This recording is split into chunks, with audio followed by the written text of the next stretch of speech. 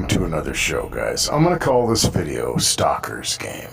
And we're going to look at a lot of things. We're going to look at, just the fact that gang stalking is unjustified, in my opinion. Okay, we're going to look at some examples, MK Ultra and stuff like that. We're going to look at Roswell as another example, because believe it or not, it's all connected. Okay, and I'm not getting into, some theory that has to do with aliens and gang stalking, because that's not what Roswell was. It's not. It has nothing to do with Roswell. There is no connection between extraterrestrial life and Roswell, believe it or not. That's a disinformation campaign. We're going to talk about that, and that's classic. Okay, and you take something that's legitimate and you mix it in with false information and a bunch of hype, and it just turns into, kind of a legendary conspiracy theory. MK Ultra was like that for a long time. Gang stalking is like that now. Gang stalking is viewed by most people as a mass delusion, okay, or symptoms of mental illness, right? The problem with it is that it doesn't follow a logical progression to fit any of those things. The mass delusion, well, that kind of falls apart a little bit. The hallucination, that falls apart, right? If people were literally hallucinating because of some type of mental disorder, you'd think that it would fall into other areas, and of course it wouldn't follow the same theme, right? And I can see how different things are used to bolster that, okay? And I've tried to go through some of that on the channel to where, you have elements of gang stalking that are simply effects of sensitization, right? When people talk about, individuals in red shirts, or the one headlight thing, or all these helicopters all the time. And I'm not saying that none of that can happen. Of course it has to, in order to be used in sensitization, but it blows everything up. And I know for a fact that some of the people that come in on this channel and other channels, and they talk about some of the stuff they talk about, they're disinformation agents, period. That's all they are. And you can see, because they become very argumentative and hostile, and they will fight back against certain things. They'll fight back against, logical, honest attempts of people trying to decipher or come up with different theories about gang stalking. And what happens is everybody just thinks it's a big, overblown, made-up conspiracy theory, right? That's the whole purpose behind that. And the same techniques were used for Roswell. They were used for MK Ultra, Operation Paperclip, and other things that we're dealing with right now and that we just kind of went through. And I'm not going to mention any of that. Of course, what those things are. The whole idea that there are people being experimented on, that there are human beings that are being used as test subjects, is unacceptable. It's not something that the individuals involved in this kind of thing want out. It's not the kind of thing that the people involved in Operation Paperclip or that were involved in MK Ultra or Roswell want out. And we're going to talk about some of that stuff because, a lot of people would say, well, it's more logical that the individuals involved in these things, because there's proof, there's no denying it happened, were the ones being experimented on. Okay.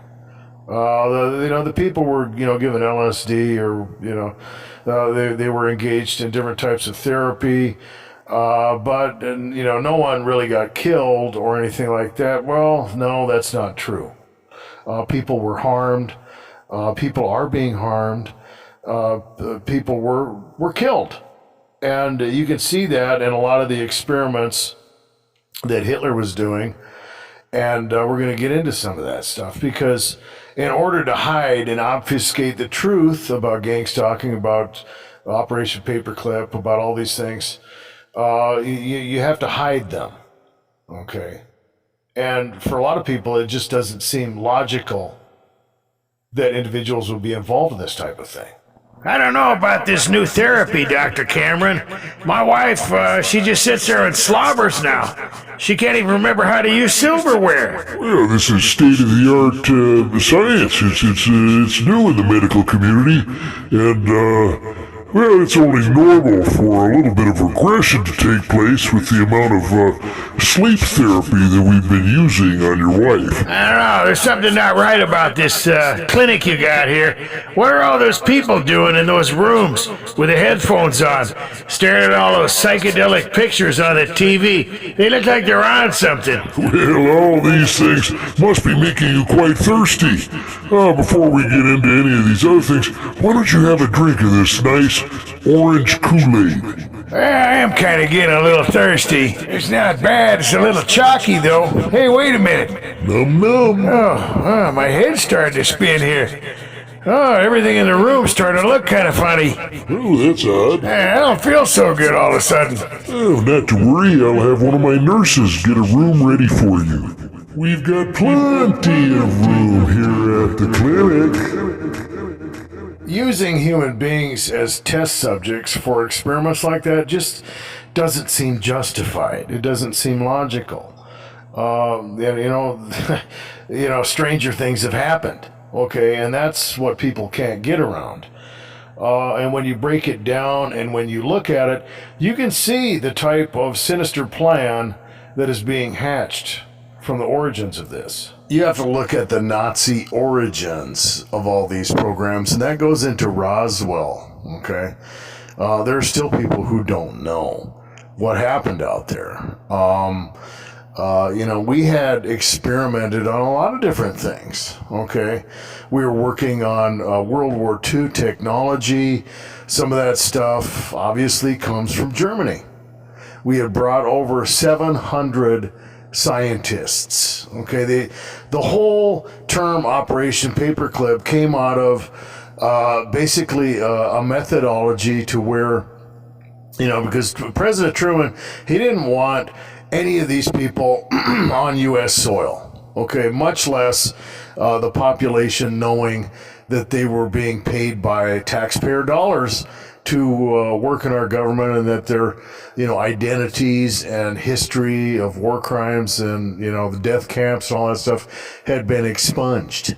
Okay, they didn't there was a disagreement. Okay, so what they would do when they were screening these people, they would put a paperclip on the top of the file of one of these individuals. We'll use von Braun, who was very famous, and they would get through. They would be given a new history at that point, and they just slip right through. Okay, and von Braun was even on television. He was, I think, in some type of cooperation with Walt Disney or something like that. When you're dealing with Roswell, we were doing high altitude experimentation, okay? And there were two different projects that were married together, okay? The first had to do with biological warfare and altitude experimentation. The other stuff had to do with, different types of technology. You got the Delta wing crafts and stuff like that, okay? There was a lot of different areas that we were working on. But as far as the high altitude experimentation, we were using children with progeria. If you guys have ever seen the little kids that age very rapidly, you'd be like 6 or 7, 8 years old, and you'd look like an old man. And you can notice that the way that their body develops is abnormal. Okay, so their heads would be kind of really big, but they would still be little kids, and they would look kind of alien-like almost. Okay. We would, this is disgusting, okay? We were using those kids to experiment on. We were experimenting on death row inmates, and we were, there was other things, along with MK Ultra guys, okay? And when you had that crash out at New Mexico at Roswell, they used that disinformation to cover all. We don't know what it was. it was aliens. Yeah, that's what's going on. No, we were doing more than likely high altitude experimentation, and trying to figure out the effects on the human body. That's what was going on, probably with some other stuff. When you get into Area 51, what are you looking at there? Well, we'll just say, we had nuclear weapons out there. We had all kinds of stuff. We'll just say we had Nazi scientists out there.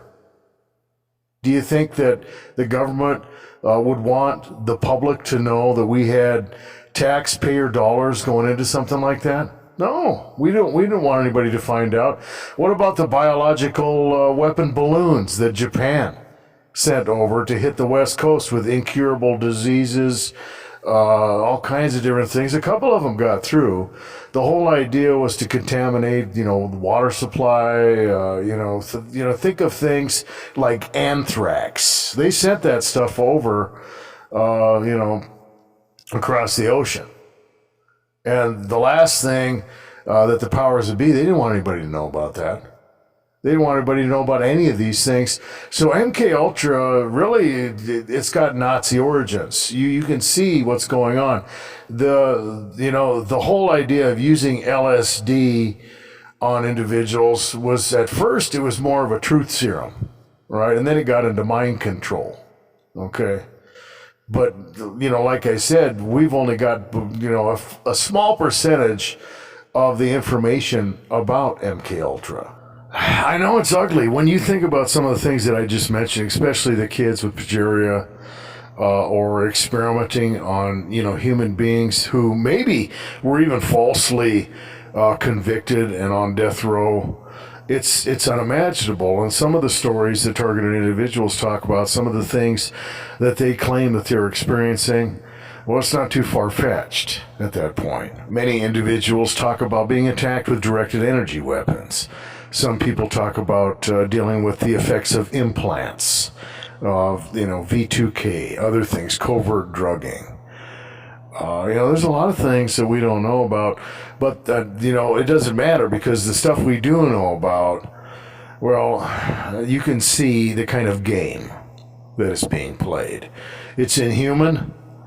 There are no limits, there are no rules to this stuff, and there just doesn't seem to be any justification for it at all. That's really the most disturbing aspect of being a targeted individual, being hunted down, playing this game, because you are left to try to decipher the purpose, the reason behind your life being turned upside down. Okay? There are a lot of ways that gangstalking can manifest, and, there are a lot of theories as to why this stuff is happening, and you mix the two together and you get a lot of disinformation that's used psychologically. And of course, it's easy to get away with this when you discredit someone, when they look crazy or whatever. And some of the stuff out there is, it's more convenient, but it is mixed in with the disinformation. A lot of people believe that they are in some type of behavioral modification program, right? It's a lot easier than to believe you're some type of test subject, or you're just some unwitting victim of someone's sadistic little game, right? There's got to be something logical behind it, in other words. So they're trying to help me. They just want to improve my life, and it's tough love or whatever, cruel to be kind. They just want me to get off drugs. They want me to stop drinking. They want me to get a better job, to go back to school. No, that doesn't make logical sense, and you can see that when you get into looking at individuals who are dealing with that kind of thing. You can look at the effects of the harassment in their life, and it doesn't add up, okay? And especially with individuals who are consistently getting attacked as they try to make progress, okay? There's a lot of people out there talking about that. Why is it that, after I stopped doing whatever it was, whatever the disinformation was, whether the individual was, involved in drug activity, or they were involved in illegal activity, or maybe, something else. And they stop doing these things, they modify their life, they get to the point where they're trying to make progress, they want to work or whatever, but guess what happens? They just get attacked. They just experience further abuse. Because it's not about fixing you.